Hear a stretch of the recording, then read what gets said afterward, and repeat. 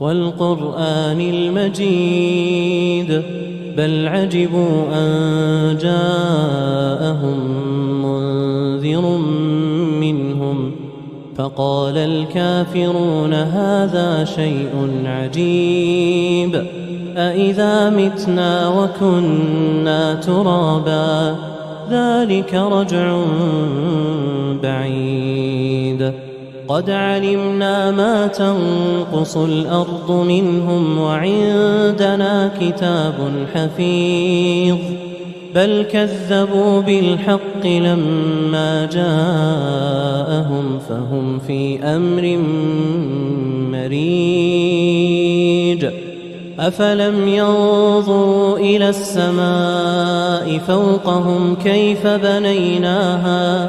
كيف بنيناها وزيناها وما لها من فروج والأرض مددناها وألقينا فيها رواسي وأنبتنا فيها من كل زوج بهيج تبصرة وذكرى لكل عبد منيب ونزلنا من السماء ماء مباركا فأنبتنا به جنات وحب الحصيد والنخل باسقات لها طلع نضيد رزقا للعباد وأحيينا به بلدة ميتا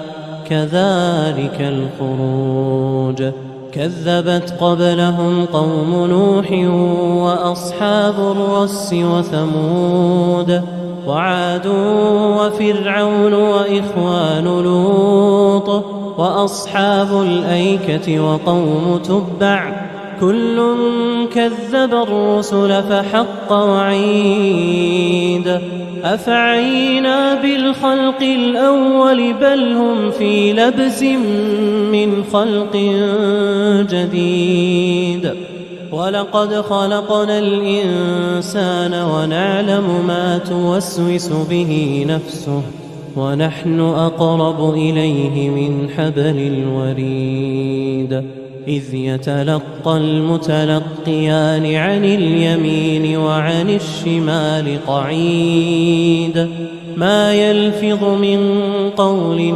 إلا لديه رقيب عتيد وجاءت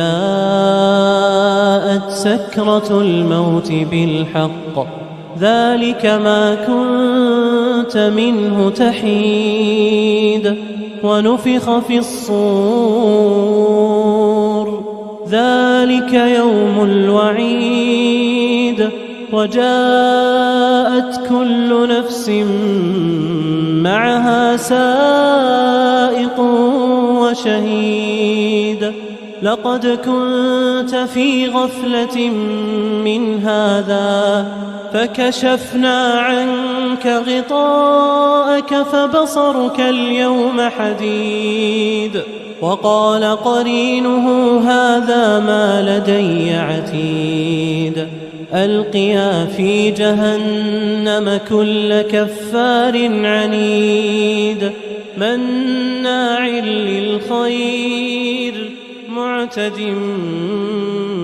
مريب الذي جعل مع الله إلها آخر فألقياه في العذاب الشديد قال قرينه ربنا ما أطغيته ولكن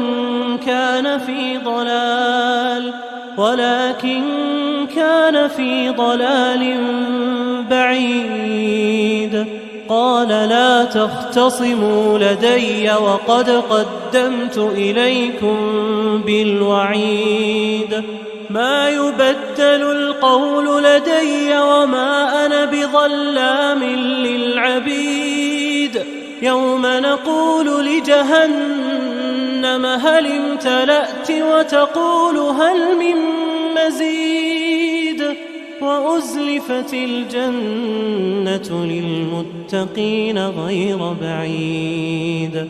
هذا ما توعدون لكل أواب حفيظ من خشي الرحمن بالغيب وجاء بقلب منيب. ادخلوها بسلام ذلك يوم الخلود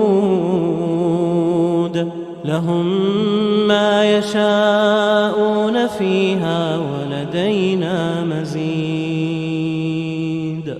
وكم أهلكنا قبلهم من قرن هم أشد منهم بطشا فنقبوا في البلاد هل من محيص. إن في ذلك لذكرى لمن كان له قلب أو ألقى السمع وهو شهيد. ولقد خلقنا السماوات والأرض وما بينهما في 6 أيام وما مسنا من لغوب.